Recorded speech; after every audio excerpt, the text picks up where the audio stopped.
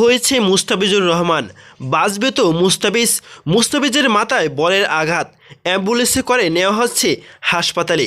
কুমিল্লা ভিক্টোরিয়ান্সের অনুশীলনে গুরুতর আঘাতের শিকার হলেন পেসার মুস্তাফিজুর রহমান। বল করে ফেরার পর তার মাথায় এসে আঘাত লাগে দ্রুতগতির বলের।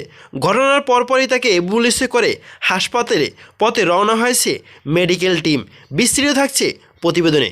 এদিন সিলেট স্ট্রাইকার্সের বিপক্ষে ম্যাচের আগে রবিবার 18ই ফেব্রুয়ারি অনুশীলন করেছিল কুমিল্লা ভিক্টোরিয়ান্সের ক্রিকেটাররা। জহুর আহমেদ চৌধুরী স্টেডিয়ামে বল করেছিল মুস্তাফিজ।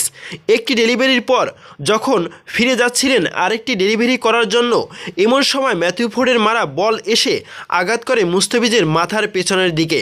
বলের আঘাতে মাথা থেকে বের হতে দেখা যায়। গত অবস্থায় সাথে সাথে কাটার মাস্টার খ্যাত তারকা পেসার মাটিতে লুটিয়ে পড়েন। প্রাথমিক চিকিৎসা শেষে তাকে অ্যাম্বুলেন্সে করে নেওয়া হয় অ্যাপোলো ইম্পেরিয়াল হাসপাতালে। মূলত ঝুঁকি এড়ানোর জন্যই এই সতর্কতা অবলম্বন করেছে মেডিকেল বিভাগ। চোট কতটা গুরুতর তা ঝুঁকিপূর্ণ কিনা তা নিয়ে বোঝা যাবে পরীক্ষা নিরীক্ষার পর। তবে সবাই দোয়া করবেন যেন মুস্তাফিজুর রহমান দ্রুত সেরে ওঠে।